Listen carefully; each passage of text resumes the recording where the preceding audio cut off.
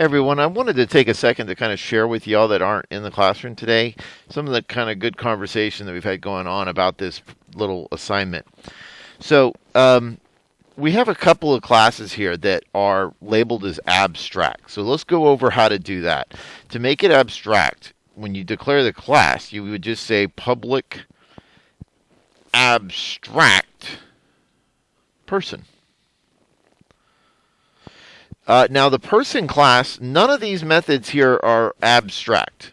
So you're going to write this class just like you normally would. The only difference is it has the word abstract in it. So the word abstract, what that basically says is I don't want to instantiate this directly because I don't ever want to make just a person. I want to always make a subclass of person. Well, it turns out that as of last year, the College Board, in their infinite wisdom, decided to remove abstract classes from the required learning. I haven't quite updated all my projects about that, and we certainly use abstract classes a lot in my advanced data structures class, the CS4. So it's good to know, even though you won't be tested on it. So why would we ever have a class that's abstract? Well, it's more like a grouping. You see, like, for example, this employee, I get to group all these different employees together, and I don't have to, I can put them now in an array of just type employee. If I didn't have this employee class, I would not be able to have an array that has each one of these three things in it, because I wouldn't have an array of employees. I could make them like type object, but that's not going to help. So when you type something as an employee, I get access to all of these methods that are declared here. So that's why I need to have a get weekly pay, because if I'm going to put all my employees in an array, then I won't be able to get the weekly pay of an hourly salaried or intern unless that method get weekly pay is declared an employee. But since I don't know how to calculate the get weekly pay until I know if they're hourly, salaried, or intern, we just leave it blank. We call it abstract. So the way you write an abstract method is you say, public abstract get weekly pay. Or, well, in this case, it would be abstract double get weekly pay. So by making a method abstract, you're saying I want people to be able to call this method whenever you have any employee. There's no fear of that method being called and not working because you can't instantiate employee. You can only instantiate subclasses, and they are required, if they're not going to be abstract, they're required to override this method. So let's take a look at how that we might do that. I'm going to make a class right quick for person.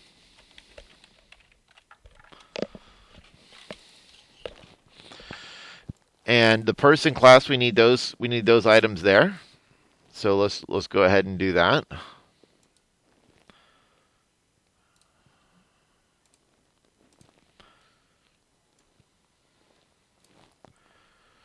All right. So public abstract class person. Now, when a class is abstract, you cannot instantiate it. So I can't say new person, but I can type things as it. So what I'm going to do is I'm going to write this class completely normal because you see there's no abstract method. So I have a private name string, private string name, private string gender, private int age, public person. That constructor will take in their name. That will take in their gender. And it will take in their age. And we'll set them. Now you might be wondering, well, why am I writing a constructor if you can't instantiate this class? So why would I write a constructor if you can't say new person and send it all this information? Well, actually, you will be doing that. You just do it through the subclass. And then we'll say public string get name, return name.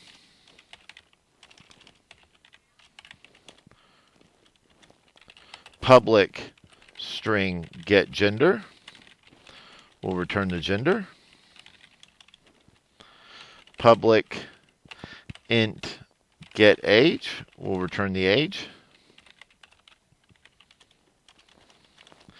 And public string toString. This is actually an override of the method from the object class, and everything subclass is object if you don't explicitly subclass something else.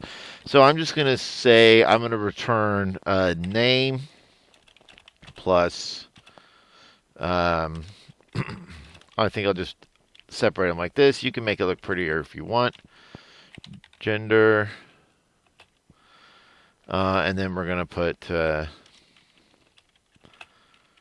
age, years old. Okay, so that will finish that class for us. Now let's make the employee class. So I'll make a new class called employee.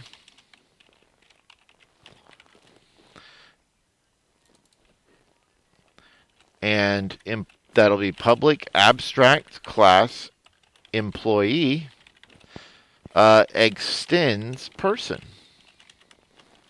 because an employee is a person. So that means we inherit all of this right here. We're going to write our constructor to take in the social security number and the ID number. So I need those fields. Public, let's see, what kind of variables are they supposed to be? Let me see if I can't make it where I can see everything. Private int SS number, private int ID number. Just so you're wondering, in case you don't know, these class diagrams, the minuses mean private and the plus mean public, and italics means abstract. That's usually how that works. So ID number, okay, and we'll take in our constructor. So public employee needs to take in an int SS and an int ID. So I'll say SS number equals SS. An ID number is ID. So again, we need to think about this, though. This is going to cause a problem. I want to show the problem we're going to get. Look at the issue I have. It says constructor person in class person cannot be applied to given types. Required java.lang.string, java.lang.string, and then int. So remember, java.lang.string, we usually just call it a string because java.lang is automatically imported. So it's saying I need a string, and int. Remember, the first line of any constructor is called a super. So that's why we made that constructor in the person class. Because, yeah, we are going to be calling the constructor in person, just not directly. We'll be doing it through here. So that means I need to take in more parameters. I need to take in, my employee needs to take in a name. My employee needs to take in a gender.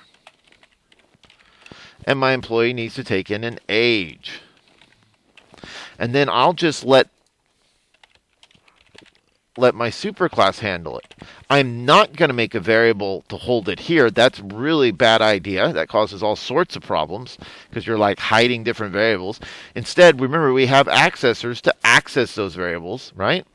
And that's why you'll find that as time goes on, people will just never call variables directly very often. They always just call the accessor, even when they're in that class. And remember, to access, if I wanted to access any of these values here, because I'm a subclass of person, I just call that method.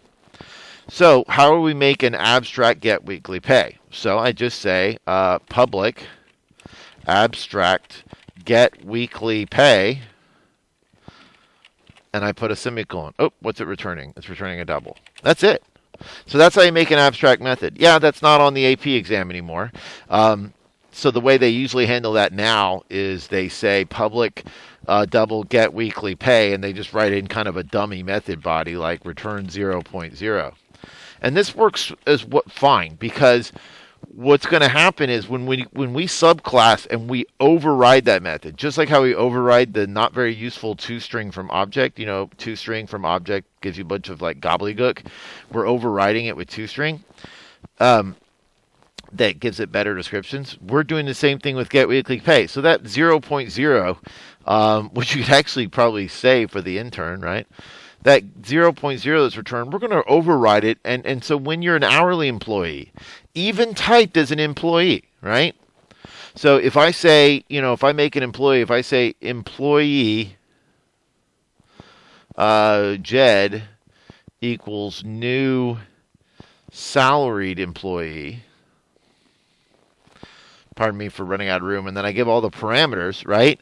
When I say Jed dot get weekly pay, because we're going to override that method right here, I won't get that bogus 0.0, right? It would be overridden anyway.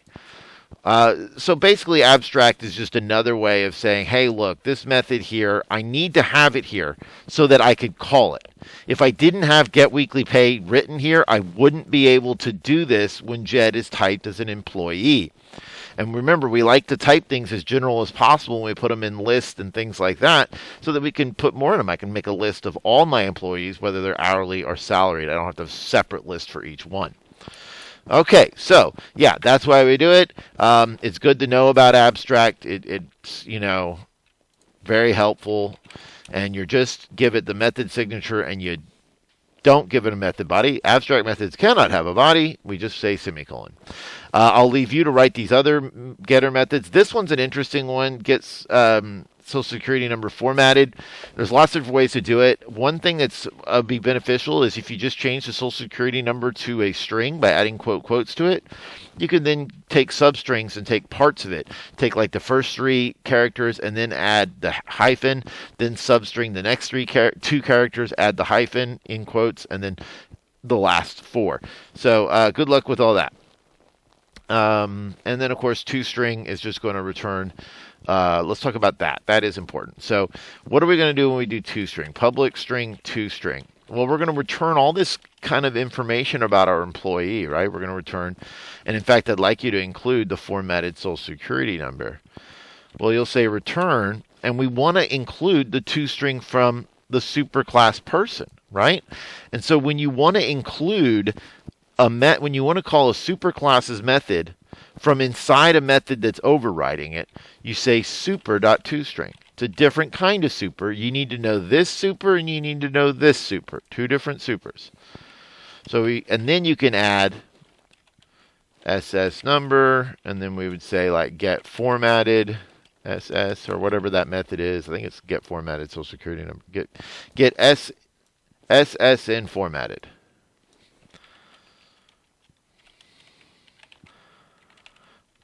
And then we can add, ID, something like that. Okay? All right. Good luck, and keep the questions coming.